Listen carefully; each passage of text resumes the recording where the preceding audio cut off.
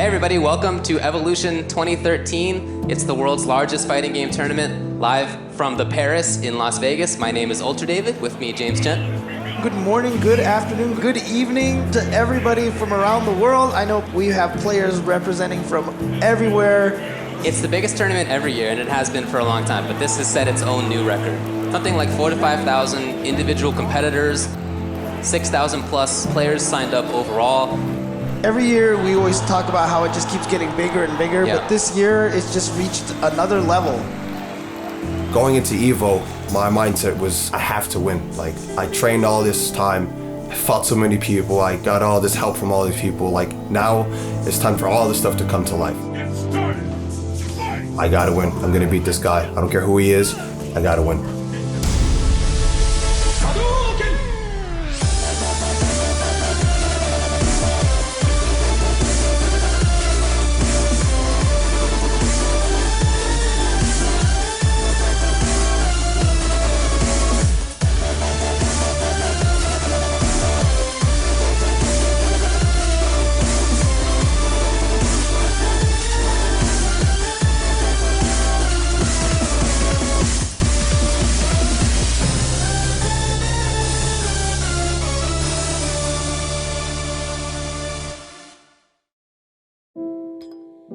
Normally, you know, your first words are supposed to be mama and daddy or mom, dad, whatever.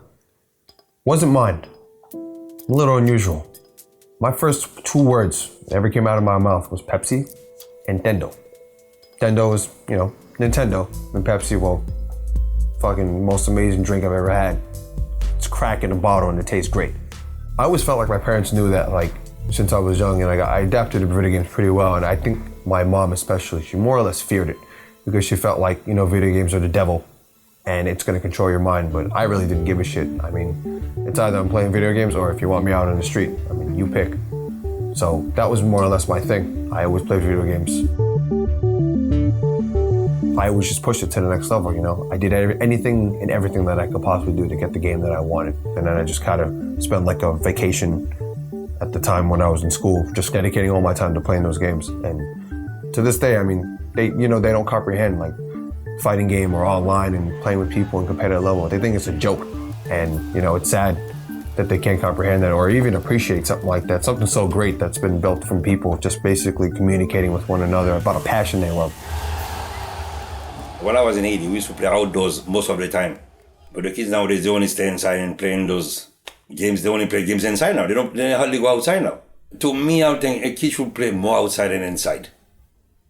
Let's say you play 2 to 3 hours. Well, New York is cold, I understand that, but during the summertime, even in the summertime, they stay inside. Instead of staying outside, they can play football or play baseball or basketball. No. They still stay inside playing those gadgets. I met Cliff through Smash Brothers. I played Smash Brothers with him for a very, very, very long time. We went to plenty of tournaments. I watched him succeed in that. I watched him get his ass whooped in that. I've also seen him play Street Fighter, and I mostly see him win in Street Fighter. But it seems like he would have gotten far in Smash Brothers, but he wouldn't have gotten as far as he could in Street Fighter. Strangely enough, he plays almost exactly the same. It just works better for him in Street Fighter. Street Fighter is about an ever-evolving battlefield, and chess pieces are moving around, you don't even realize. Over the years, for me playing it personally, I feel like it's actually become kind of a chess game. You gotta see what the opponent's trying to do first, and then you capitalize on that.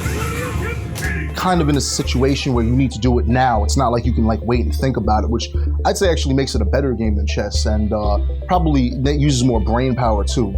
Don't tell the chess players, they might get pissed, you know? If a character gets knocked down, right? In some situations, you could have between 2 to 4 options that the opponent is about to provide, and you have to be able to react to that almost instantaneous. And if you don't, you could lose so much health so fast, and before you know it, the match could be over. It's almost like a guessing game, you know? They guessed wrong, and they got punished for it in the end. Did you know that Cliff was introduced to Street Fighter by his brother Reg? Well, I had no knowledge of that until he told me that once. I didn't know Street Fighter was that old. Yeah, I thought that was a new game, but he said, no, Dad, I've been playing Street Fighter for 10 years, maybe even more.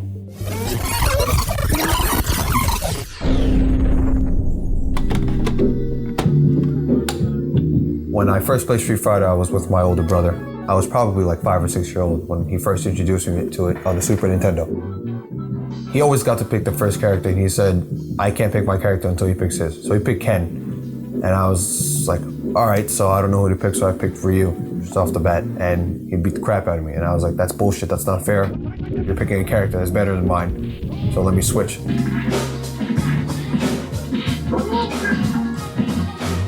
So he wouldn't let me switch, and he just kept kicking my ass. So anytime when we were done and he left, I would pick Ken, because I figured whatever Ryu can do, Ken could probably do too. So if I learned with his character, then I should be able to learn how to fight against him. So I got better than him, so I just ended up realizing that, all right, so since he doesn't play the game anymore, I'm gonna pick Ken. You win. So I actually met Cliff in, I believe it was high school, in a parking lot, and he was getting jumped by ninjas. And so I had to save him, because Cliff is a bitch. You have to understand that. So, you know, for all the guys out in Evo who, you know, might fear Cliff because he's 6'7", just understand he's a bitch. The first time we played Alpha 3, Cliff picked Ken. He's got like an obsession for like blonde men. Yeah, I don't know what it is, but Ken's pretty cute. Cliff just keeps playing the character until he perfects it. He wants to be consistent. He wants to master him in every iteration of every Street Fighter game ever released. I really don't know what it is that Cliff likes about Ken. I mean, at the same time, what's there not to like about Ken? An arrogant American guy that has a hot chick and a flaming uppercut? Like, you can't really top that. You know what I'm saying? What am I gonna go live in the woods with Ryu and meditate and, you know, think about the master I once had? Fuck that shit, you know? I'd rather be up in the high rise somewhere in like a pool, like, you know? My biggest probably weakness is that I don't like to change my character. And Ken is my choice of character, and he's been in Street Fighter practically since day one. It's a character where everybody has played him for probably over 20 years, but my greatest feat is for me to overcome that, and I feel like I can because I have fluidity with him. If there was a game to do it, this is probably the best one for me next to Third Strike. My transition from being a little kid up to now, and me enjoying the drive and thrill of the game, and me not stopping and not caring what anybody has to say about me or think about me, it still pushed me to continue and meet new people, and just, you know, because you guys are awesome. Great people to meet, especially when it's something and it's a passion that you love. When I finished watching Evo 2011, I noticed that, like, I've never been to Evo at all, and I've always wanted to go. I started realizing that, you know, I'm basically about to turn 25 in July. I'm finishing up the prerequisites, about to start nursing school, and I'm full-time at work, and I'm noticing that, you know, time is running out. I've never been to a really major competitive, like, tournament where I've put forth effort into anything and, like, you know, tried to see how well I could do into community that nobody knows me in. I decided that in September, like, I made the commitment, like, you know what, I'm gonna do it. I wanna go to Evo. I wanna go, and I have to. I mean, time is running short, and I won't have the time and basically the privilege to experience what everybody else has already experienced. And, you know, when you go to Evo, I'm sure compared to me watching it on a computer screen, being there, physically being there, is unexplainable. The hype, the excitement, just the goosebumps that you get, those amazing moments that you're just waiting for where everybody that you don't even know, you just cheer with because you're just that excited. I love fighting games way too much. I love competition. It's so much fun, and it's something that you can't explain. I mean, to this day, I can't even explain to my father why I'm still playing Street Fighter. He thinks it's like the biggest mystery ever. Normally, I buy a game, $60, I beat it in a day, and he's like, what the hell? What was the purpose of that? But Street Fighter and just fighting games in general, there's something about them that keeps you motivated to just keep playing it. It's just so cool to meet new people and just talk about the game that you both enjoy so much. And then at the competitive level, just to find someone that can give you a challenge or beat you. And you just want to strive to be just better than that person, so you get back up and you keep fighting. Like, it's just, you can't explain that to somebody that just doesn't understand that. And I feel like Evolution is a place where it's just what you love at its finest is all gathered in one spot where everybody shares the same thing that you do, the love of fighting games. And I feel like if I had to go before it was too late, 2012 was the best year for me to do it. He's got to deal with work, he's got to deal with school, he's got his whack-ass basketball team that he's got to take care of. And he still makes time to not only just play Street Fighter, but get significantly better at it each time he plays. So it's good that he finds time to do what he loves, because, you know, what's better than that, right?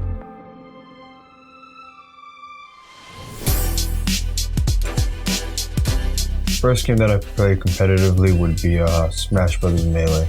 Thought I was really good at the game, but just in my town, I was more or less like a local hero. And then I got basically a huge wake-up call when I went to MLG back in 2006. Got my ass completely mopped up, and it was disgusting. We started with Super Smash Brothers way back, which I don't really consider to be a fighting game. It's a party game, but it's really competitive. And back then, I used to actually be the #1, like the top dog in the town. And Cliff was like my first real rival that came in and eventually just mopped me up. You know, he became like the #1 guy to go to for Smash Brothers. My first interaction with competitive gaming was definitely MLG 2006 when we went over to the Javits Center for the first time. When I got in there, I see 2 rows of 64 TVs up and down, left and right, to see how many people had made it out to one event. When I had never been to anything before, I thought this was gonna be a kind of like smaller end thing. It might be pushed off into a corner, but we had almost an entire half of the venue. I learned from there that there was a lot to learn, a whole lot to learn, and that the level that I was on was nothing compared to what people were doing on a consistent basis. And from then on, I just started training as hard as I possibly could and tried to get as good as I possibly could.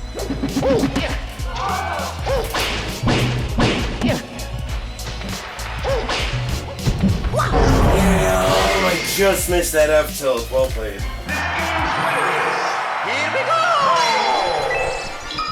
The way he would play his Mario, for instance, in either of the Smash Brothers games, he would space you out with the fireballs. You would come close to him. He would either grab you, poke you a little bit, and then start on some ridiculous combo. He does the same thing with Ken. He'll chuck the Hadoukens at you, space you out, you'll come close to him, he'll poke you a little bit, wait till he gets through your block, and then start smacking the shit out of you with a combo. From Super Smash Bros. Melee and on, you can add a tag to your name. So the first thing that came to mind was Aizen. He's the antagonist from Bleach. I thought he was a really cool character, and at the time, nobody could stop him. He was just very, very dominant in the series, and that's how I stuck with the name Aizen. It's the passion and the drive. If you're a track star, you wake up every morning, you think to yourself, I need to run. That's what I do. That's my whole life. That's a goal of yours. Because you want to keep up, you want to get better. So when you look at yourself in video games and you see yourself distanced off that much further from a top level player, as opposed to viewing that as something that makes you walk away from it, you can approach it the same way you would approach a sport you love or a hobby you love, just because of the fact that if you want to get better, it's well within your grasp. My first biggest tournament I ever went to was a tournament in Orlando for Super Smash Bros. Melee. It was back in 2006. It was for a team tournament, and I felt pretty confident. So everything's going good. This is the first time I've ever experienced what a pool setting is. Only one team out of the entire pool leaves. So we were in second, and this other team happened to be in first. And they were like, yeah, sorry, you're done.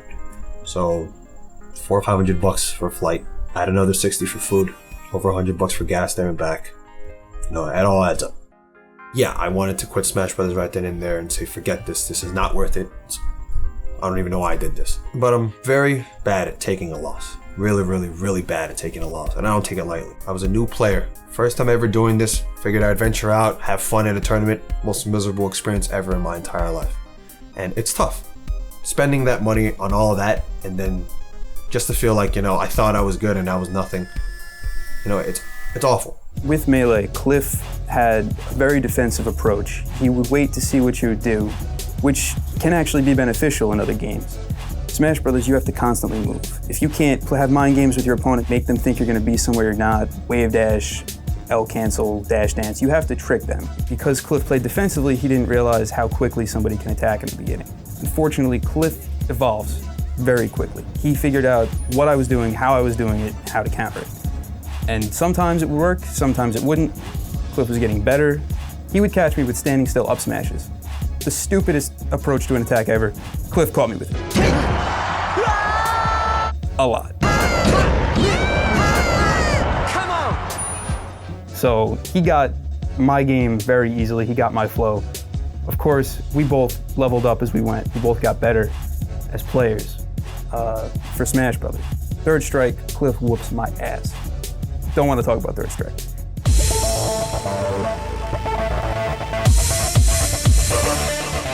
Welcome to the world of Street Fighter 3. Melee came out in 2001. We're talking many years later. The Wii got released, and finally, the only reason I even bought the Wii was for Brawl to begin with. So I felt like once Brawl was released, I'm putting Melee down for good. And at the beginning, Brawl did give me what I want, but I just didn't feel like it kept me, like the flare going. So I dropped it completely and just picked up Street Fighter because that's where my heart and soul was from day one. I always wanted to take Street Fighter to a competitive level. So the first game I really started to pick up on was Street Fighter 3 Third Strike. Ken in Third Strike was absolutely phenomenal. He was a beast. Practically couldn't stop him, and if Ken got his target combo on you, there's probably a third of your health gone. And it hurt like hell, and that was some serious pressure. So I'm heading over to my friend Ray's house right now because Kareem and Chris are there. So we're all gonna get together and run some sets. Ray's a kind of a really good close friend of mine because if it wasn't for fighting games, I would have never met him. I met him a long time ago, back when Smash Brothers was a big popular thing for me. Yeah, I mean, he was running his mouth saying that he can beat me and that him and his crew were unstoppable, and I was just some random dude that was new to the town. I just moved here, and I ended up mopping up him and all of his friends, and that's how we became really close, and we started training more and more. So, if it wasn't for him and his group of friends and kind of, putting me into his inner circle and all that, I would have probably never grasped the fighting games the way I do today. The dude's definitely got skill in Third Strike. If we play 3 times, he'll beat me 2 out of 3. The only thing that happens between me and Cliff constantly is that we're always running it back. We have a competitive friendship where, I'm not gonna let him win, he's not gonna let me win. And then we just keep going. Sometimes we plan on playing a couple of rounds and we'll go for a couple hours. Don't look at me like that. Got your ass handed to one of those rounds. Yeah, first one of those rounds. But I still won. So why play this game, Cliff? Yeah, you got perfect twice. And you got perfect twice. I got perfect. You know what? I see a difference between Cliff by himself and Cliff with his friends. When he comes over, he's so excited. He's laughing so loud. I could even hear him outside. He's a totally different guy. Cliff is successful in every video game because he doesn't give up and he really does not like to lose. He actually has a gift for playing games in general. Whether it be Street Fighter, whether it be, Marvel vs. Capcom or Mario Party, he's nice overall. When you fight somebody that you never fought before in front of your friends and you lose, you're all gonna be blown away. If you've never been to a tournament before, if you don't even want to go to a major, just go to a simple local one. Just see what it's like. You get a lot of matchup experience. You don't even have to play. You could just spectate. When you have somebody that's just on the top and in the rankings for years in any sport, and somebody takes them down, that word spreads like wildfire. People are probably still today waiting for Mayweather to finally get at least one knockout. People are dying for it. And the minute that happens, forget it. All these memes are gonna come up. Everyone's gonna be talking about it forever. It's gonna be all over YouTube, and it's just gonna go crazy. And it's the same thing with fighting games. You got all these top ranked players, and these guys are always on top. Look at Chris G. This guy wins practically all the tournaments he goes to. And when he loses, crowd goes nuts. But when he beats that person that's winning all the time, he's essentially your gaming hero at that moment. But apparently when they win too much, then it's oh, this guy's a cheater, this guy's just too damn good. And yeah, you get discouraged, you don't want to play, but that motivates me, and it should motivate you to want to keep playing, to eventually be that guy that beats him and takes him out. He's very passionate about what he does when he plays Street Fighter. It's not only that, also in any video game.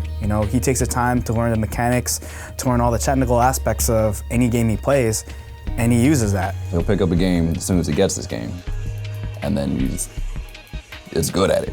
And then you get good at it, and he's just better than you. It's the Cliff wins code, I like to call it. 1, 2, 3, 4.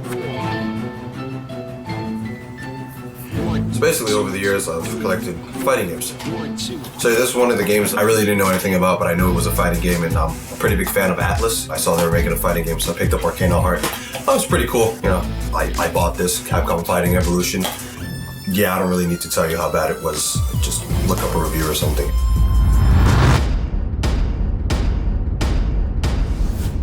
I thought it was insane because I've never seen a 3D version of Street Fighter, so I got Street Fighter EX3.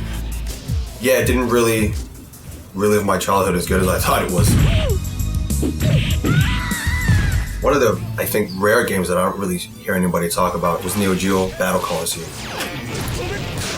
played a lot of Guilty Gear. This was probably one of my favorite ones, Guilty Gear X2. Huge fan into the Dragon Ball Z series. Collected them all. I mean, I've got all 4 of them. We're talking about Budokai, Budokai 2, Budokai 3, and Infinite World. What started everything for me in terms of the fighting game scene was the anniversary collection of Street Fighter. And this is where my friend and Kareem and I, we started playing competitively a lot back when we were working at GameStop. And basically anybody that came into the store that thought they were good at fighting games, we put them to the test. Practically 9 out of 10 times, no one would ever beat us. When I got my first next generation console, it was, at the time, was Xbox 360. And this was the first fighting game I played, Dead or Alive 4. And again, DBZ fan. I'm obsessed, I'm sorry. Street Fighter Cross Second, Street Fighter 4. I have it on everything and my sticks are modded, so come see me. Besides fighting games, other games that I like to really get into, Kingdom Hearts. It's one of my favorite RPGs. Devil May Cry, Gears of War. Cut people down, blow their bodies open, you know. Just to kind of release a little stress. Well, when I was young, growing up in Haiti, most of the thing I used to play was soccer. I used to be obsessed. So I understand why Cliff liked to play those games, because I used to play soccer 8 hours a day, minimum. After soccer, we play volleyball. After that, we play soccer again. At night, I used to go in the street, play under the lights, all the time. So I have to understand why Cliff likes to play so much Nintendo games. Every morning I take my father to the city at 5 a.m., get back around 6 a.m. I shower, get ready, and head over to the work. Work usually goes from about 8 to 8:30 to about 6, and then I go to school from 6:30 to 10, and then I come back home and just basically eat, relax. If I gotta do homework, and then if I can, try to play as much Street Fighter as I can before I recycle the whole thing all over again.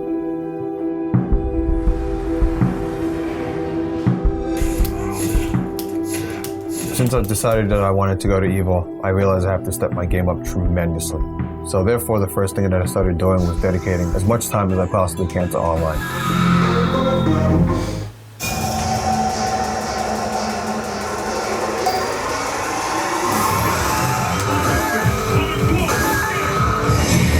The stage of battle is set. Oh, man. I'm gonna get my ass whooped. Okay, alright, let's go.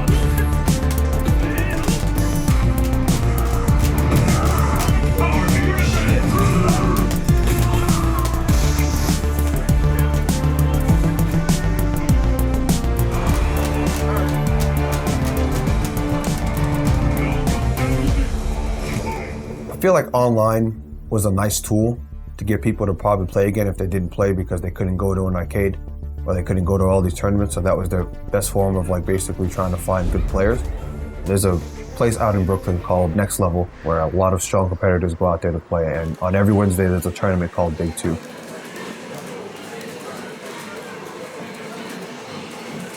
From when I really started getting to learn the game and figure out, you know, where I wanted to take it and to see where I stood. First big tournament to my eyes that I went to was Big 2. Probably had like 30 plus people there. And from that experience, I mean, I got bopped real quick. 0-2, done, out. It was a wrap and it was over. And I mean, just seeing that, I mean, yeah, I felt like crap. I mean, it was awful. I was like, what am I even doing? So I definitely felt like, you know, I had taken 2 steps back because I felt like, you know, I didn't advance, I didn't progress, but it was just part of the learning curve that's gonna come with this next transition out of my whole life of just trying to get to EVO. Before I ever even heard about this place, I would normally play against my friends or I'd play online, and normally I would contend pretty well with most of these guys, you know. So I guess in my mind at first when I was going there, I was like, you know, I think I'm pretty good. Like all of my friends I can pretty much beat, no problem, you know, not even trying. Online, I'm usually pretty good in that too, or if it's like a guy that has a lot of player points to battle points, I can contend really well or even beat them. So I was pretty confident when I was going to this place. I was like, you know what, I'm probably going to beat a couple guys before, you know, I get I probably lose or probably get bodied, and wasn't the case at all. So every time that I've went there to date, I've never won, actually. My record is solid as 0-2, and it's pretty much a rude awakening, so it's very interesting to fight people that I never played anymore or probably don't even believe in the online aspect or don't even use that as a tool versus people that actually just, gather together, do like homeland centers where they all train until like, 5 a.m. in the morning kind of thing. Once I started losing to these guys, like this is a spot that I need to go to in order to step my game up. Okay. I actually thought that he messed up his setup. It looked to me like that too, but still he capitalized on a hit. Nice instant overhead. Nice damage on that. Okay. Ooh, went for the grab there. It's fine. Yes, it's only 80 damage. Yep. Good autocorrect. Was that jab DP? Yes, it was. Going to next level, I've only been there twice with Cliff, but the first night, even though he says otherwise, he felt he didn't do that great. I think he did pretty freaking well. He fought this crazy T-Hawk player. He fought a really, really good guy player. Like, he just fought a really good array of people. The guy player is probably one that he was the most even with, but it's not like he was just getting shut out. And he progressed, and he even had like matches where he just came back and wrecked the dude. Like the T-Hawk got a perfect on him once, and he came back and just classic no life rule. Like he had almost no health on the second round and brought T-Hawk down. So that was pretty awesome. It just came out of him, just came out of his body. He was like, you're dead. Bam. So a lot of people go there, obviously, to test out their skills and see where they stand, what they should change about their character in terms of like their fighting style, if they have horrible habits or if they're getting read too often, if they jump too many times in and try to attack somebody, just different ways of trying to just adjust your gameplay so that way you could just come in as a stronger opponent the next Wednesday that you come back. You learn from all your mistakes, people give you tips and tricks, and everyone's in the end just there just to kind of help you out, just to make you a better player, because if you keep sucking ass, it's not going to help you out in the end, and you're going to just lose the passion and drive to play. So if you ask questions, you'll get what you're looking for. And if you put the time into it, you definitely get what you want out of it in the end. Not a counter hit, but he's going to get a setup afterwards. Not going to go over it. Yeah. All right, it's over. And Glitch advances. Oh, man. God, no one likes to talk about losing. This shit sucks. Well, you gotta deal with it. So I came out to next level today. The record is still standing, still 0-2. It sucks because I really thought today that I was gonna do a little better. But it is what it is. I had fun. I got to play friendlies with other people that were there, so it was pretty cool. I got to learn a little more about certain matchups that I'm not aware of. So I'm hoping next Wednesday when I come back, I'll be able to go ahead and try to see if I can break my losing streak of 0-2. So we'll see what happens.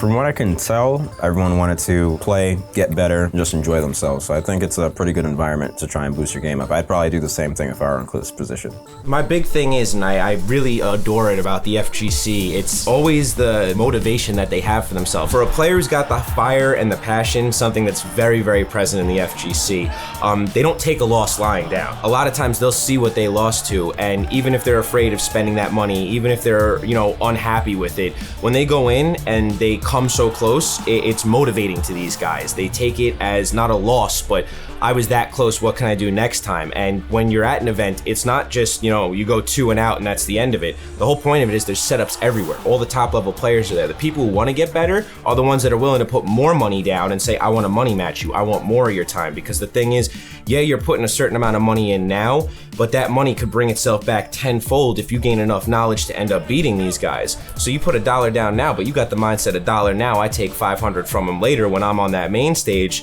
That's all some of these players I've seen rise up have needed. So just don't undercut yourself. Never undercut yourself, because all these players got here the same way. Just turn the tables on them. It's all in your hands. Oh, he's stalling! Stop, dive! What's gonna be? Oh! Picks up.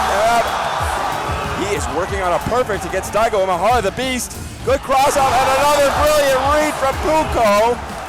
This is unprecedented. And the this is gonna be it. A perfect. I'm sure you all saw it. One of the craziest evil moments of Street Fighter 4 was when Punko perfected Daigo. There's no words. Just to see that and just see one of the biggest legends just get perfected, which is something that rarely ever happens. I probably lost my voice just from screaming in excitement after I saw that ass whooping. It was awesome.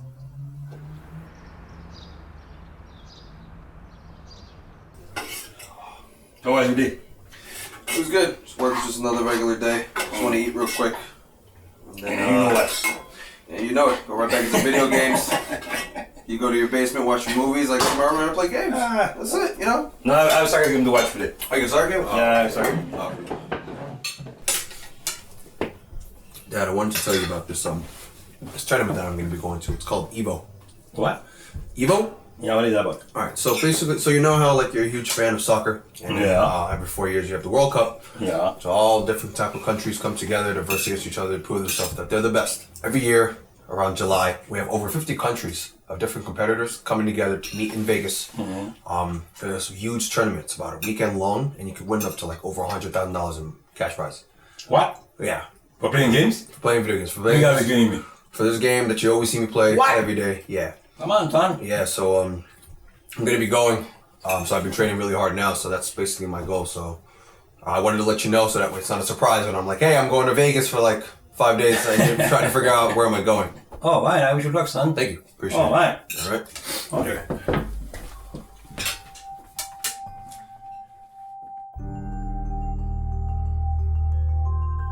As far as this whole evil thing that I'm doing, it's gonna be a blast. I know that for a fact.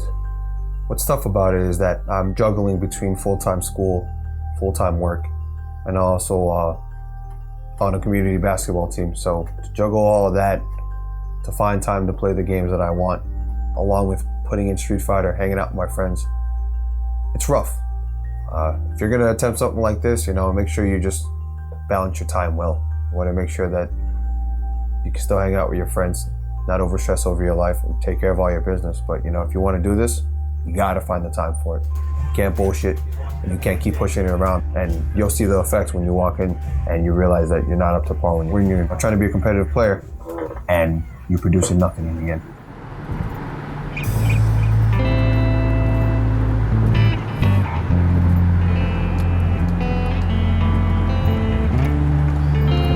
There was one word that I could describe East Coast Throwdown for: nerve-wracking. Why? First major I've ever entered.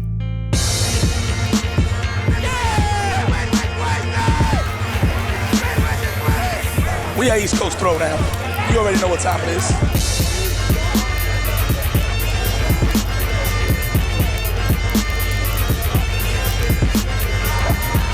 I like the pop-off. Funny enough, my first match, the guy that I was supposed to play, he got DQ'd. He ended up showing up about a minute or two later and asked the TO if he can still play, like he's here. Me personally, I didn't travel all this way just for me to get wins based off DQs, so I was like, what the hell, man, let's play. I started off very strong out the gate. I was taking him, I was pretty much winning here and there, and then he started downloading me as the rounds continued to go, and I was trying to, break his rhythm, and it was kind of tough for me to get out of that. It was a good match overall. I got to see how far my training took me. I saw where I was lacking, and I saw where I needed improvement.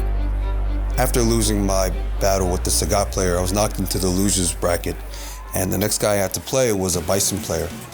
He was really good, and me personally, I'm not too keen on the whole Bison matchup because I feel like if you're too aggressive against him, since he plays such a defensive mode when he wants to, he can pretty much outbeat most of your options. But granted, this guy that I was playing, he was really good, but I felt like with my own composure, I was able to keep up with his playstyle, and every round was pretty much neck and neck for the most part. Regardless that I lost, I felt like through my training, I was able to at least put pressure on people, so I felt like that was really good. The high-stakes money match between Ray Ray and Fnatic, I really thought it was cool because it was my first true experience at seeing a rivalry between the East Coast and the West Coast. The winner was walking home with a couple $1,000, if not more than that. Hold that shit! No! That is whackbot! Ooh! Yo, this is so free. Yo, I got nothing to say right now. This is so free. You eat that humble pie. Save me something for later. All right. I got nothing to say right now. Yo, this. Yo, Ray Ray's feeling himself? This is getting me open. When the match started off, the East Coast was dominant, and the barroom proved it because we were cheering to the point that our skin was shaking. Unfortunately, not long after that, Fnatic pretty much downloaded him. Before you knew it, the score was already 15-5, Fnatic taking the victory. I thought it was a really good match overall. I mean, Ray Ray played his heart out, and I thought he did well. Was it surprising to you to hear when he comes home from these tournaments that there's people that are at such? I was very surprised. I thought it was the best. He said that I thought that was the best also. But when I was there, I'm seeing guys who were playing. Maybe they play 24 hours a day. They practice 24 hours a day.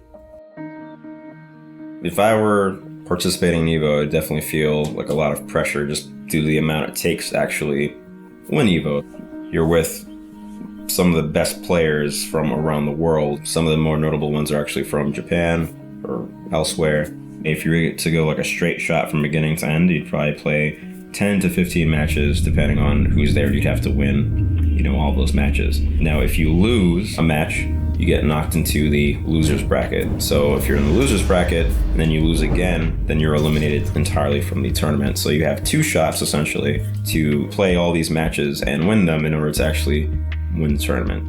And if you combine that with the fact that, you know, in the beginning you're probably facing players that are not necessarily as skilled as the next tier of players, and that constantly the weaker people are being weeded out and you're facing more seasoned, more experienced people, it's exponentially more difficult the further you go on to actually win the tournament. It's like going up a hill that gets steeper and steeper, you know, with every step. It's definitely a very, very daunting thing to accomplish.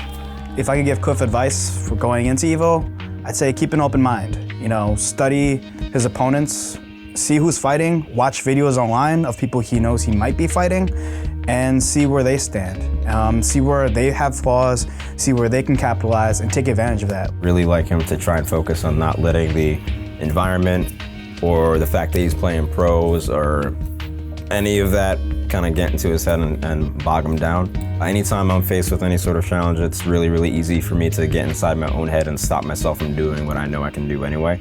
So if I could tell him anything, I'd just say just go, enjoy the experience, and just play. Just play like you're playing your boys. Just do it. Beat them into the ground. Cliff was some kind of skeptical of beating his brother, since he was way older than him. They are about 8 years apart.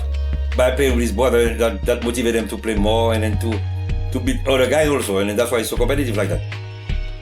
He has shown a determination to be the best, to compete, and generally, when he says he's going to do something, he goes and he does it. He's definitely going to get far, but I'm not sure if he's going to make it in the top 10, or top 8 rather.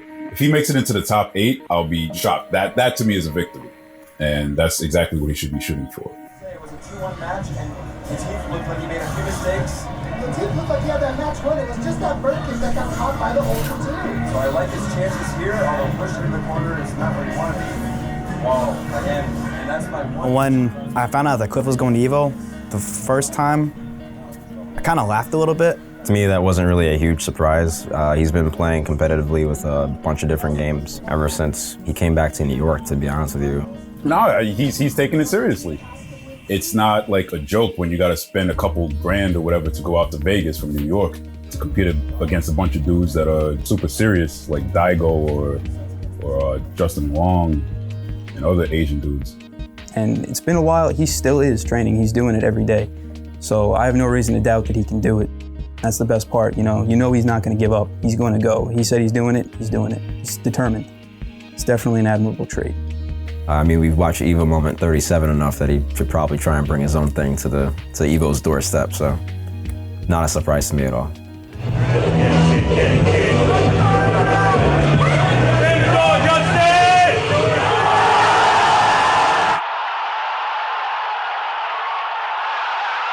Wow. Anyone? Look at people. Wow. Are you surprised to see so people many going insane like that for? Oh wow! Yeah, I'm not surprised. Hey, that's entertainment.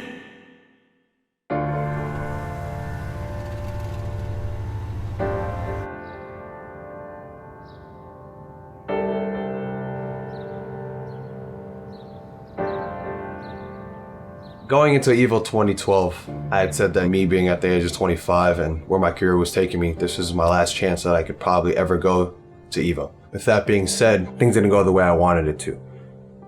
I ended up going to EVO by myself when I was supposed to have my friend be there for me for Street Fighter Cross Tekken, because that was the team tournament.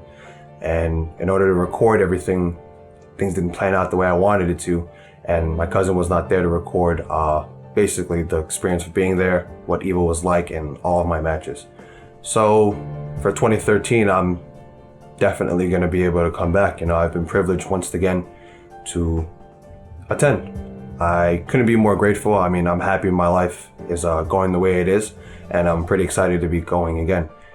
Taking a step back, I had recently said, you know, from the whole get-go of this, the first person that brought me into all this was my brother.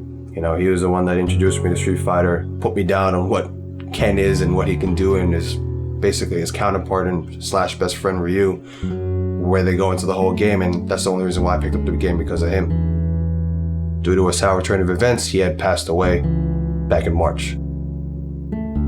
I feel like with this, it's kind of like something I have to fulfill, not only for myself, but for him. You know, he's watched me grow and he's watched me play all of these games and always told me that I can play, I can compete, and if I'm dedicated to it, I can beat these people.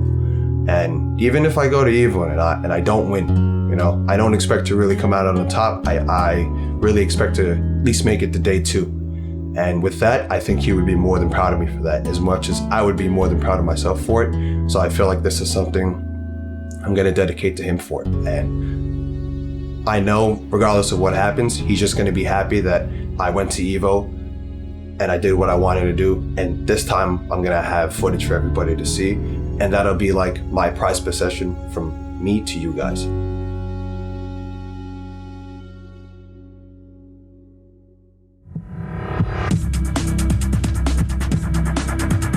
Back when I was in high school, my brother stumbled upon one time we were watching TV, True Life, I'm a Gamer. And they were following this guy that was a pro Smash Brothers player.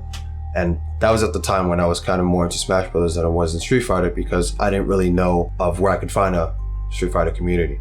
So when he saw that, he was looking at me and he was like, yo, that should be you. Like, you should be the one on TV. You should be the one that's playing. You're supposed to be that guy. Like, why are you not?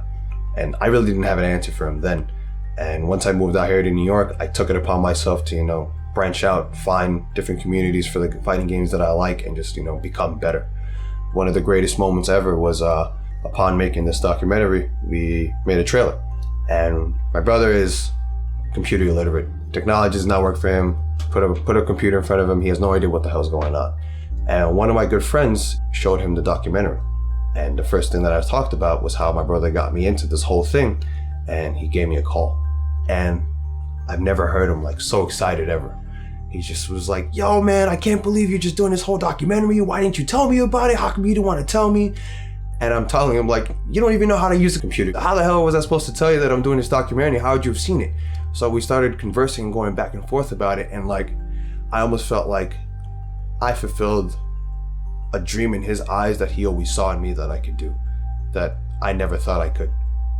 And that moment can never be taken away from me. It's so precious to me, and that feeling of that 5-minute conversation of him just being overjoyed and overexcited from just seeing that small 2-minute clip is priceless.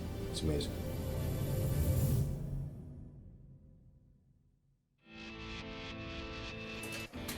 Going into EVO, my mindset was I have to win. Well, I was happy to say that I went 3-2. I'm more proud of that record than anything, for the simple fact that to go there into EVO, you know, the biggest tournament in the world, and finally win, it was like more than anything that I could ask for. It was the best feeling ever. One cool thing that happened, it was my 4th match. I was in the losers bracket, and I was fighting this guy that was a Ryu player. So match starts and I'm getting decimated. It's looking really bad. Hopes of me winning, slim to none. He's got a crew of people that's supporting him and cheering him on. As the match is going on, you know, they start saying like, yo, I'm free. This guy's ass. He's nothing. Just finish it up so we can go to the next match. I've always seen hometown heroes is where a lot of rivalries start. Both of them have beaten everyone in their area, but they can't gauge the other areas because they've never been there. So it puts a lot on the line the first time around, because there's no meter set. There's no understanding of what you're working with. When you have all of that on the line and you got your boys standing behind you and they know that you're the best in their crew, and he's got all his boys standing behind him and they know that he's the best in his crew, both of those guys are sweating. They don't want to let anyone down. They don't want to feel like a scrub. Round 2, fight! So it comes down to Final round, he's up 1. I just basically, made him come to me. He was throwing his fireballs, doing this, that, but played so many Ryus, I didn't feel really too pressured at it in the end, and then I won that match. So now it's to the point that this guy is like upset because I'm supposed to be ass and I'm supposed to be free, and now the match is still going on. So we played the first round again of our third match now, and I perfected. And his friends are just like, what the hell's going on? This guy's supposed to be free and my boy's losing. We get to the second match. Halfway through it, I just dizzied him. I still have full health. I throw him a taunt and don't on my part, but he, basically came back and started attacking me again and punished me for it. And it came down to the final round. Again, takes a little health left, and I just read him correctly, and I hit him with a combo and finished it off with an ultra, and his friends were just in such shock. There was like probably 8 of them around us, and they all went dead silent behind me. Didn't say anything, and one of his friends was like, "Damn, you lost! Yo, you suck!" Put my hand out just to extend, a greeting, be like, "Yo, man, it was a good match." He slapped my hand away from me, and I was pretty shocked. And then one of his friends was like, "Yo, you're mad salty, son. Just go away."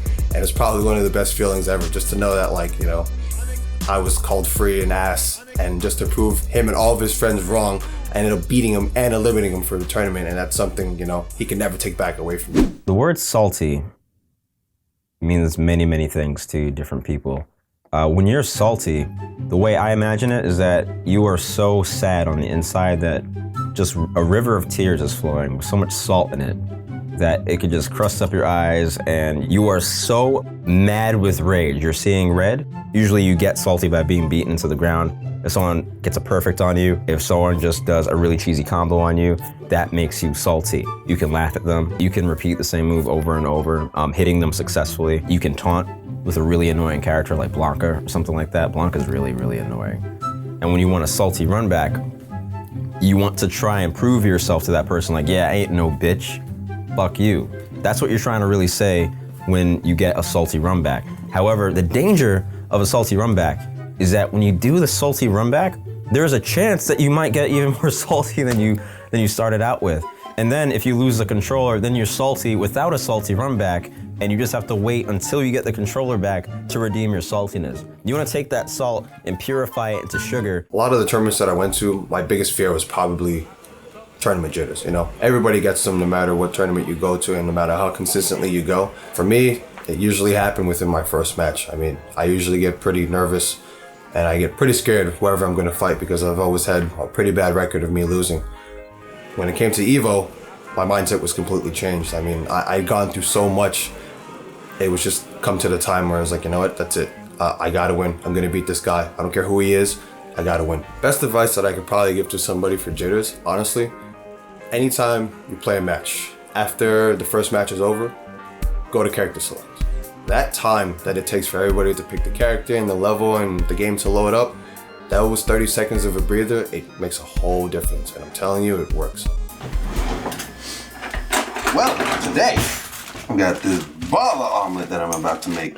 I'm putting in some tomatoes, putting in some, what we got already? Oh, phone call. Husband, what do you want? This year for 2013, I'm going to change up my training regimen a little more. I felt like for 2012, I focused a lot on online play because it was just more accessible to me due to how my schedule worked between school and work. With a little more time now, I'm going to attend more casual sessions, as well as Next Level. They have their battle circuits that are there on Wednesdays, and now they also have, well, they still have, on Fridays, they usually have long night sessions. We're talking probably into 4 o'clock in the morning. I felt like my flaw for Evo was that there were certain character-specific things that I didn't know about that cost me certain matches. So this year I'm focusing more on learning about those characters, seeing what those specifics are, and learning how I can diverge away from that and use it to my advantage. And I shake my head when I say this, Cliff doesn't lose well. Cliff is never one to do that. That's that fire, that's that will. From the entire time I first played Cliff in anything, he wouldn't let me win. Some people will dial it back and, you know, oh, I'll give you a win here. No, I never got that. The first time I played Cliff, we did 99 stocks and I lost with him still having 75. The dude is ruthless. He made me what I was because of the fact that I didn't want to lose. So it's very funny to see the Cliff's will to win forces other people to have greater wills to win in order to beat him. If a top level player wanted to pick apart Cliff's mentality, he might be able to do so after a strong win. Every one of his losses to even higher level people did not go without a single round where it was close. I mean, he'll always keep it close. It's just when a player figures out what Cliff is doing or manages to find a way to get into his head, there's that same breakdown almost every time, and it's only the top level players. So that's a plateau that takes some time to beat, and he can do it, but he's at a stage now where this is probably the biggest need for commitment in order to overcome a plateau like that. At the beginning, when he used to play Street Fighter, I thought it was only for fun. Until I realized he wanted to play for a competition. To go for competition is more challenging for him, which I think that was better. Instead of staying home playing. And when he used to go outside, I used to love that when he used to go outside and play with his those competitors. I like that.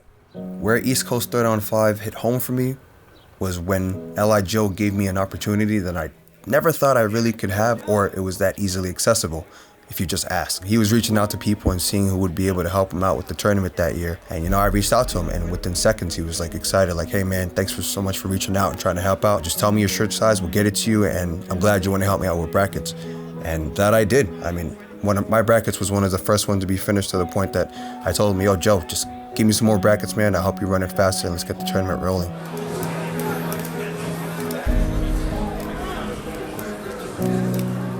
East Coast Throwdown 5 was very special to me. It was the first time ever in my whole Street Fighter career that I actually had a winning record. Definitely a different experience from last year. The biggest thing for me was that I was able to go ahead and not get my ass whooped this time.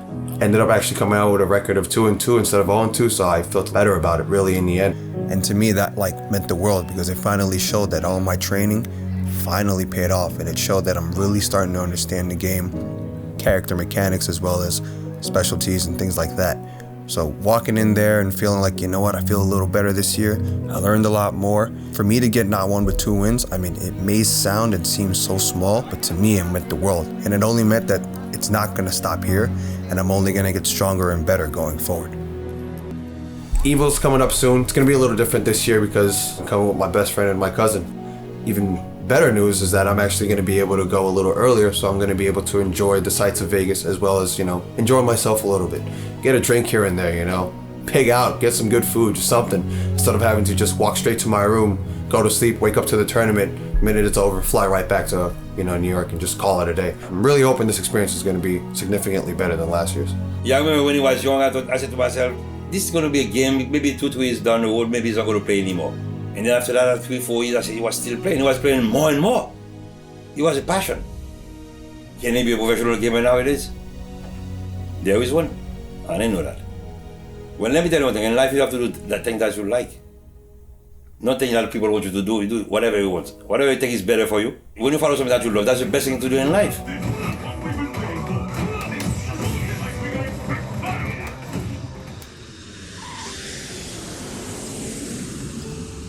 Let me explain to you guys what it took for me to actually get to Vegas today. So I woke up this morning, 7 o'clock in the morning, to prepare, to get ready. Because I had to take a bus from where I was staying, which was about 2 hours away. From there to Manhattan. From Manhattan, I had to take the Long Island Railroad to Jamaica Station. From Jamaica Station, I then had to take the air train to JFK Airport. My mom had agreed to take me to the airport that day, and I actually felt really bad because my mom missed the exit to the appropriate terminal. So we were running late, so I was like, I'm gonna make Cliff and John late because I know there's all these checkpoints we have to go through. And John had told me, watch, they're gonna do something to try and inhibit me from getting on that plane. He was carrying a lot of expensive stuff, you know, he had this rig thing with like counterweights and stuff. And of course he has, you know, his camera, his lens, and it's this whole rig that he was gonna carry around for the next 5 days. So he wanted some of that as his carry-on, but there are weight restrictions and things like that. So Cliff goes through the checkpoint, fine. no problem. You know, they're like, all right, sir, have a good day. John's bag goes through that has the counterweights in it. So it has these 2 beams with, you know, these circular heavy weights attached to it. Is this yours? If it is, I need you to step aside. And then she's inspecting the weights like this is a blunt weapon that could be used to like harm people. He's trying his best to explain it. Basically, the Ronda Rousey killer lady sends John back to check in, and I just see him storm off, and he looks so mad. It's pretty horrible. Now, to add fuel to the fire. So after the TSA incident, things are looking good. It seems like we're getting on the plane right now. We're boarding right on time. And then in you know, typical airline fashion, you know, the guy comes over the loudspeaker and he says, he's like, there are some delays. Our traffic controller system isn't working, so there's only 1 runway available. We're gonna try and take off as soon as possible so we can get you to your destination. Okay, cool, some delays, whatever, that delays happen. From there, we sit on the plane for 3 hours. It was a perfect day, sunny, gorgeous. After 3 hours of waiting, what did they tell us to do? Get back off the plane. We decide, all right, you know, let's get some nom-noms. Alright, so apparently there's a rule where if you're on a flight for more than 3 hours, they gotta let you off. And we just kind of hung out at the gate for a really long time until they finally let us reboard the plane. We're never gonna get to Evo, man. Just gonna sit in perpetual delays for the day.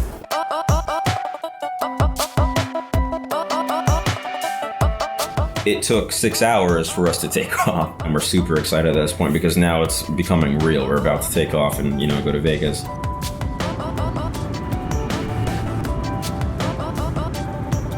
It's like 2 something in New York, probably like 11 something here now. I don't even know. I'm just so glad to be here. We finally made it. It only took my entire goddamn day, but finally we made it. Welcome to Vegas. Evo, I'm coming, man. Let's go.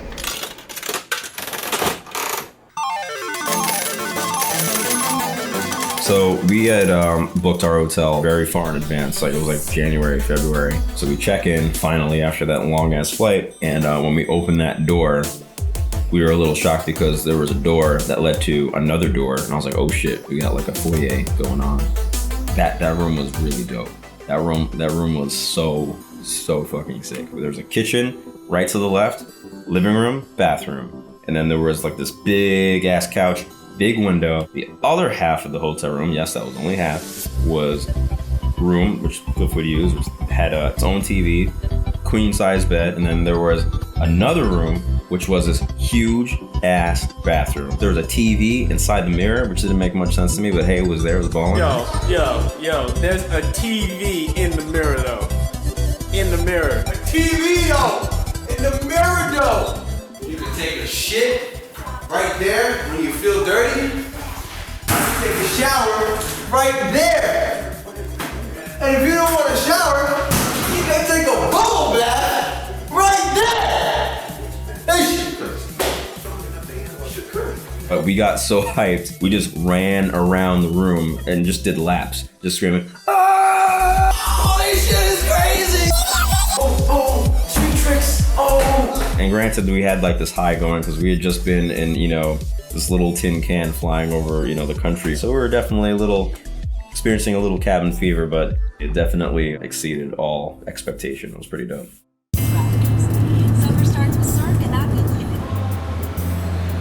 I mean, when we got there, we got to sightsee. I mean, definitely, you know, tried to enjoy Vegas for what it provides because, you know, what happens there stays there.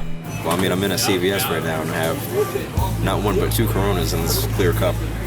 2 Bud Lights, what up? And they are allowing it, which would get me arrested very quickly in New York. So, yeah, that's how they're about here. As he holds Q-tips under his right bicep. Yeah, I'm just shopping right now. Why you flexing? Why you shopping? I'm not flexing. Why you flexing? I'm not flexing. He's flexing. I'm not flexing. Yo, guys, opinions on crepes. What y'all think of crepes? Yo, crepes are fantastic. So good. Doesn't even matter if we get late. Alright, I don't know about that, but crepes are amazing. What kind of crepe did you get? I got an apple caramel crepe. I will fuck a crepe, that's all I'm saying. I was expecting to hate Vegas with almost my entire soul just because I'm not a gambler. I can drink, but I'm also not a club goer. John had a hookup to get us into a pool party at Encore. Definitely experienced one of the most intense pool party ever, and that in itself was just an experience I can't even really explain because it was just amazing and it was so sick, and I would never trade it for the world. If I didn't do it, I probably would have been upset myself that like I went to Vegas just to strictly go for Evo and didn't experience what Vegas had to provide for me in the end. And at first didn't seem that crazy. There was no one really there when we got there. Very quickly, just sitting in the pool, we noticed that people just started to come in like waves. And then the DJ started paying more attention and he started playing like bangers.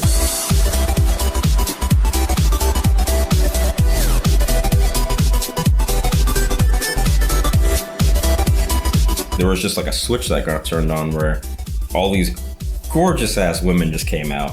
The music became dope, and then the pool was just filled with people. And it was one of the best parties I've ever been to. If I ever go back to Vegas, I am definitely going back to that pool party. Yo, we just had an insane day at the pool.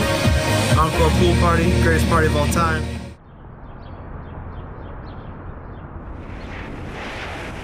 This time going to Vegas, definitely much better, I have to say, in my opinion. Last year when I went by myself. Didn't have any idea where I was going, so it was just kind of lonely in a sense, as opposed to this year. I mean, I went with one of my best friends, and I also went with my cousin. And, you know, it was just relaxing because you kind of had like moral support and you kind of could just like joke around with them. Like if you felt like you were going to get tournament jitters, if you felt like you were not prepared for a match, you know, they were there to kind of just, you know, give you the pat on the back. Like, yo, man, you know, it's cool. Don't worry. You got this. You'll be all right. You're going to be okay. Okay.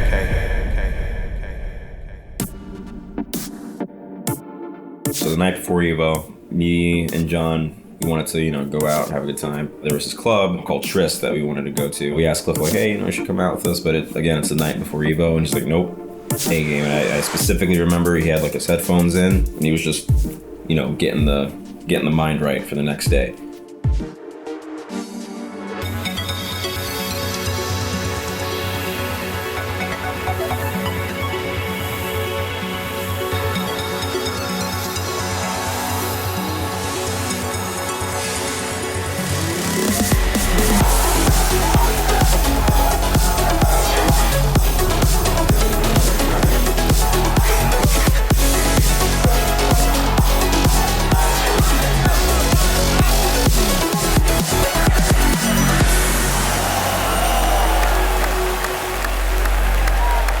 Going into Evo the second year, probably a little more confident, I would say, compared to the first year. All until about I actually like walked into the venue and like sat down.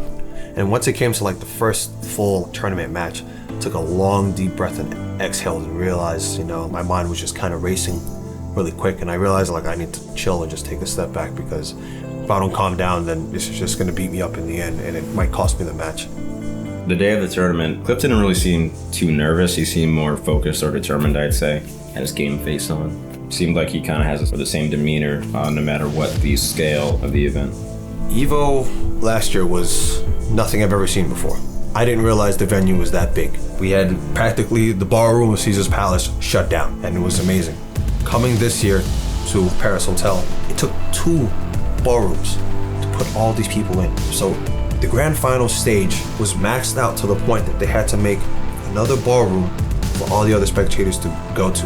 And even if you're at that second ballroom, you still had the commentators there. You could see everything crisp and clear. And if you didn't want to watch anything, they still had all multiple little like events going on, and they still had Killer Instinct running for the entire time. That explains itself. It's basically self-explanatory. I don't have to tell you anything else. It was amazing. 2 ballrooms filled. 2! I don't even know what to tell you about it. It was crazy.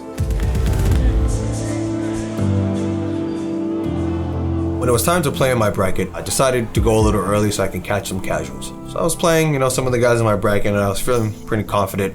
You know, I was confirming everything seemed all right. And then my cousin taps me on my shoulder. And he's like, yo, dude, there's a player here from Japan that has your picture on his phone. I'm like, what the hell are you talking about? So I get up and turn around. My cousin's like, so this is the player that you're going to be playing against. And he shows me the picture, and it's the most ridiculous picture of me ever. I got a beer cup in one hand, my tongue is sticking out, I'm looking like a crazy guy. You know, the impression of the picture wasn't really the most presentable. And then he talks to me, he's like, oh man, you're so nice from your picture. I thought you were really like a a bad person or like an evil person. I was like, what? No, this is insane. I don't know why you would think that. And it just so happens that he's the player that I played against, and he mains guy. I felt pretty confident, and I felt like, you know, like, all right, this is it. Here we go. Let's start. Everything was going well, and I had the lead in the beginning, and then he made the comeback, and then in the end, I couldn't believe that out of all things that could have happened, a double KO.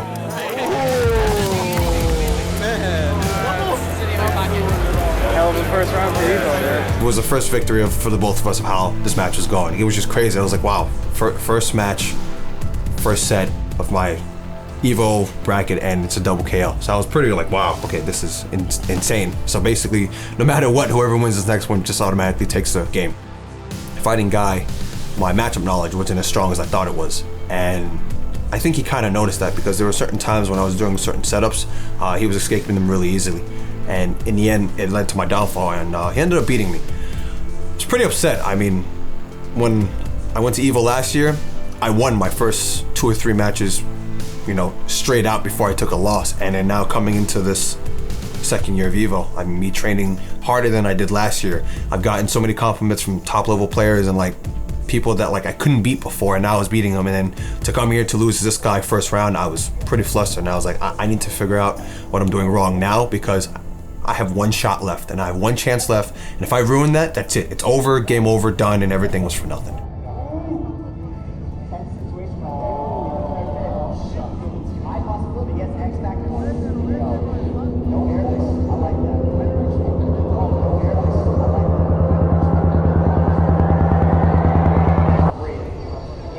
So after I had lost my first match, I took that time for that break from losing just to kind of relax. You know, I was just watching the other people playing, seeing what other competition I had, because I didn't know who I was versing next. It's never an easy thing to see your friend lose, especially when it's something that you know that person has been working very hard at. I probably would have felt differently had I not spoken to Cliff's competitor beforehand. The guy was super humble, straight out of Japan, first time in the United States. And when he started playing Cliff, it was very clear that he was very, very good at the game. And I'm pretty sure Cliff feels the same way as I do on this. If you have a good match, like if you're able to, you know, get some punches in, if you're able to adequately display what you're capable of, and you know, that person just honestly bests you, you know, you take the loss. You know, it is what it is at the tournament. You know, sometimes that happens. When it was my turn to play, first person I fought was Zangief. Now, I had spent many hours training against Zangief, because I used to have a real tough time against him. I mean, it was bad. Like, I would fall into stupid traps and I would just get SPD'd all the time, and it was awful. My health would deplete so fast, I'd get dizzy. It was over in probably in like 11 seconds. Wow. That was serious. Oh, this is training. That's not how you've been fighting against that. So, if a match starts, this is the first thing I'm not going to do is forward step kick, because that's going to happen. Okay, so another thing I had an issue with was it's really not recommended that you jump in on him because of lariat. However, one way I found a way to get around it, I'll show you. Is as long as I can anticipate it, I can get a full combo. So for example, okay, 1, 2. See, so I can get, depending upon how much meter I have, I can get a pretty good combo. When this Zangief came up, I was like, okay, I give the first 10 seconds to see what happens. If he doesn't put any fear into me, I swear to God, I'm winning this match. And that's exactly what I did. And once I realized that his poke game isn't as good as mine, it was over.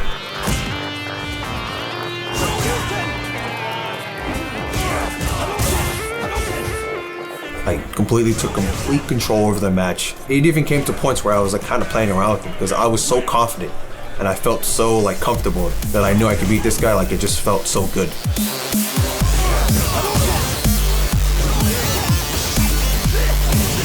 That feeling there kind of showed that, like, you know, the work that I put in and all those hours and countless nights of just training and training, like, that's when I started to see everything just, you know, develop in front of my eyes as I was playing, and it was amazing.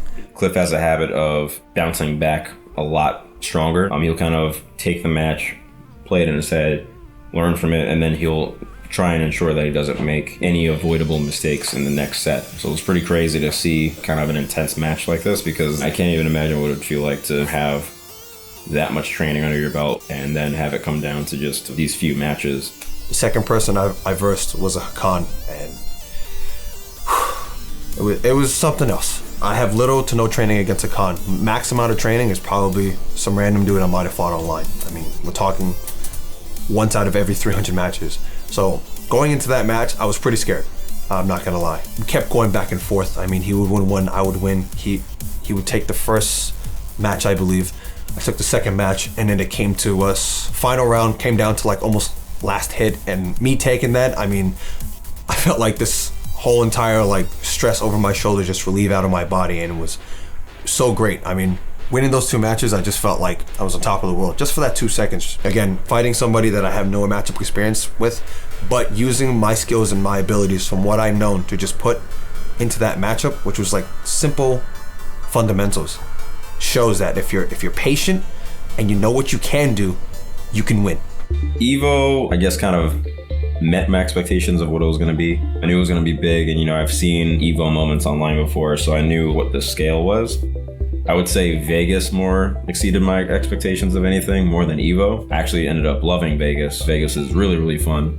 And the hotel that Evo took place at, Paris, was super dope. It was awesome. First of all, he loves playing games. That's one thing. If he's determined, he wants to win a big one sometimes. But he doesn't do it for, I don't think Cliff does that for tournament. He like because he enjoyed it. So the tournament is there, so he goes in the tournament. But to him, he loves playing the game with his friends. I think that's more important to him than tournaments. So for him, it's not about the money? No, I don't think it's about the money. It's about playing with his friends. Because when those boys come here, 3 or 4 of them in that room there, he's laughing like crazy. He's happy. During that second match, I really, really wanted revenge. Because I was like, all right, if he sent me to losers, I'm going to send him home.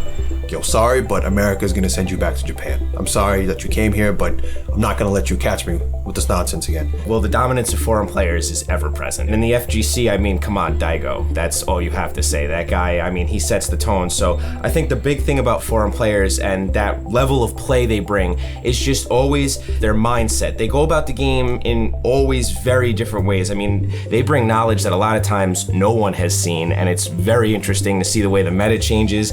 You have no choice but to either accept it and incorporate it, or just get dominated by it and lose to it over and over again.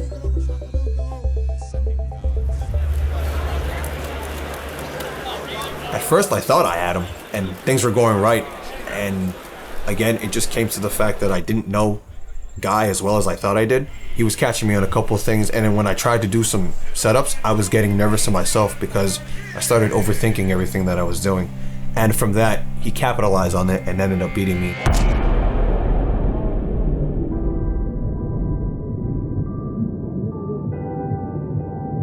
In the end, he actually came out of the loser's bracket. So I basically lost to the best guy, or the second best guy in the bracket. So I guess if there was anyone I could have lost to, I'm kind of glad it was him, because he was a phenomenal player and he's a chill dude. But it just sucks because I really, really wanted my revenge on him and I didn't get it. And if I ever go back to Evo again, I don't know if I'll ever see him again. So it's kind of like a one-sided victory on his part, and I'll never know if I'll get my revenge. But I hope if he comes back, I hope he's placed in my bracket so I can get that one last chance to verse him again. Playing-wise, I felt like I did significantly better this year. People that I was bracketed up against, they could play significantly better than other people that I fought in the past. I was put to the test more this year than I was last year.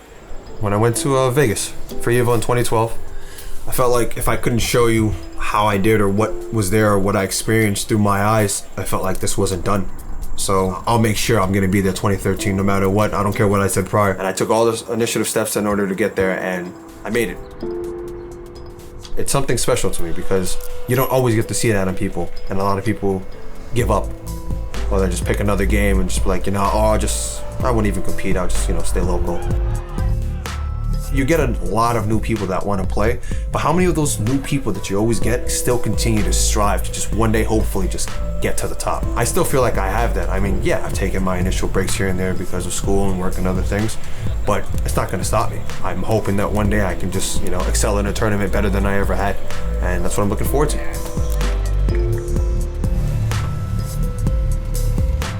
I've grown and I've evolved a lot, but I still have a lot more to learn. I still have bad habits that I haven't cleared up on. I still need to relax more when I'm playing high-level players or in tournament scene.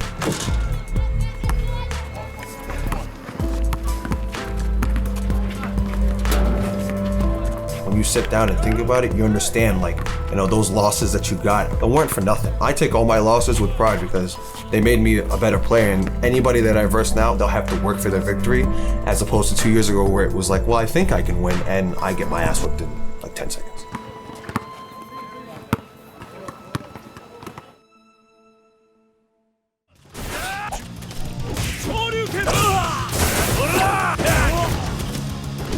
Oh, okay. Hitting me like an all-line warrior. My fault. That's my fault. Okay, alright. So about last year, 2015, I've been more actively frequent on Twitch in terms of watching different tournaments, as well as just other Twitches, watching their favorite games or new games that were coming out. And I started collaborating with my friend about it and just looking at the stuff, and I was like, we could do this too, but at the time, I thought a lot of these Twitch streamers, I was like, man, they suck. Like, a lot of the games they play, they're not really that good at it. So I figured I could do the same thing, but what if I did it where someone was really good? So I decided in early January of 2016 that I would start my own Twitch channel.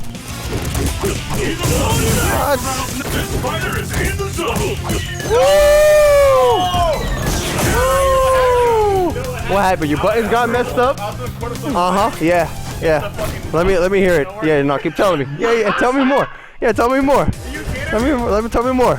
I was fighting him that round. Yo, you see the camera? Yo, the camera shows different. Yo, look at that replay. It shows Ken still won. Ken Masters still won. My take on it was that I wanted to be a little more of a variety gamer. Like, people are dedicated, they only play fighting games. Some people only do action RPG, some people do just platformers, some people have stuff that they like to stick to, other people like to be variety, and that's where I fall. I mean, growing up, I played all different types of games, so I figured I could kind of show that by streaming myself that I could play these games, but probably a little better, and I feel like that brings a little different take to the table because I kind of took that upon myself to use it to my advantage, and it helps me out in fighting games. So like, I stream Smash Brothers and I stream Street Fighter. I get to play a variety of different people that come into my chat. It has that advantage, but then at the same time, like, if people just want to come and watch a view because they can't buy the game or they don't have enough money or they don't have the console to get this game, then we can kind of like chill and relax and kind of just enjoy the game together. So that's kind of one of the things that like really pushed me to start streaming.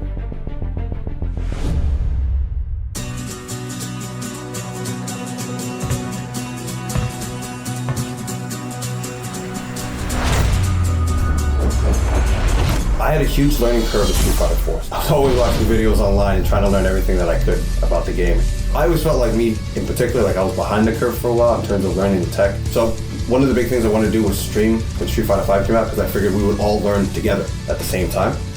It was kind of like a stronger training ground that I could use to my advantage to help me better my skill and better my playstyle overall. So with the ability to stream, one of the things you have to do is be very active. So try to stream between 3 to 5 times a week. Now, that being said, when I'm streaming, especially when I'm playing fighting games, I like to add a little incentive for myself. If I'm playing online, I'm playing ranked, it goes 2 out of 3. If I lose a 2 out of 3, I have to do 20 push-ups. If I lose one match out of the 2 out of 3, I have to do 10 push-ups. But I also have it where anybody can choose, so it's either push-ups, sit-ups, or if I lose very badly that I get it perfect, it's a combination of both. Yeah, it sucks, I hate losing. It's a nice balance because, well, hell, I'm getting a workout, so that's always good. But at the same time, it pushes me harder because it's like, if I'm that sore, it's almost like every match is counting as if I had like no life. So it's like, I can't do any more push-ups and sit-ups because it hurts so damn much. I gotta win. I don't want to lose to this guy or else the stream is gonna explode and be like, where's my push-ups? Where's my sit-ups? You know what? You haven't done any of them. Do them all in one shot.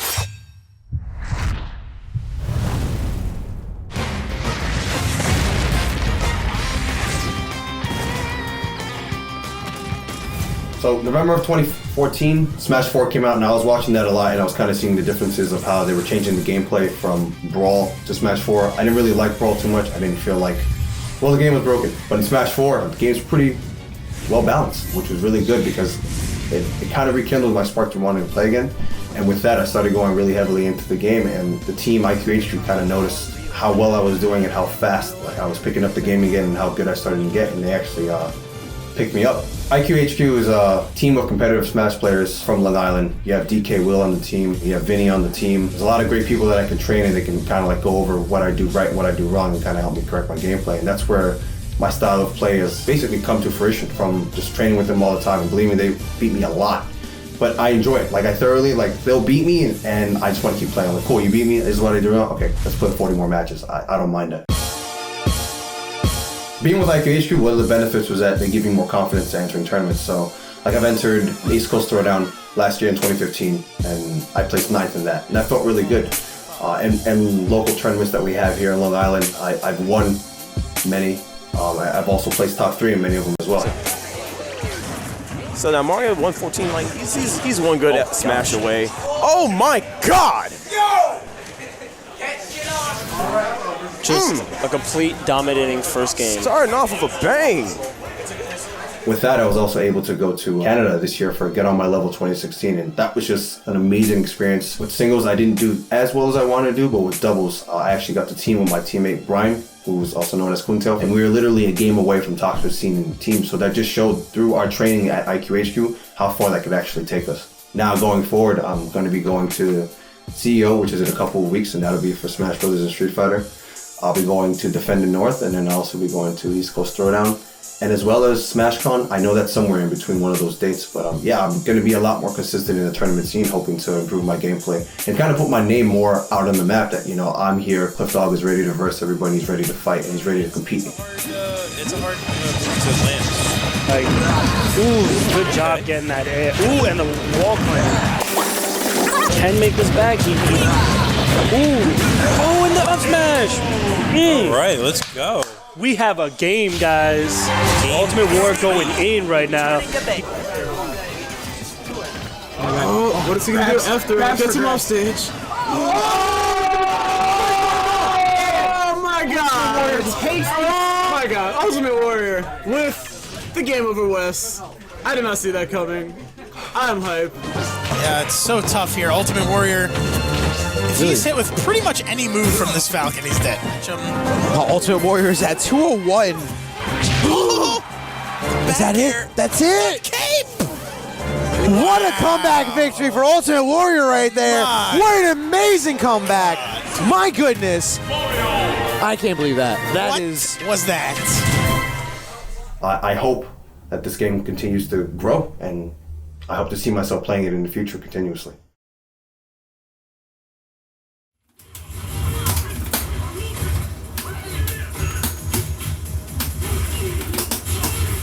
Yo, Cliff, one last question, man. Would you ever go to Evo again?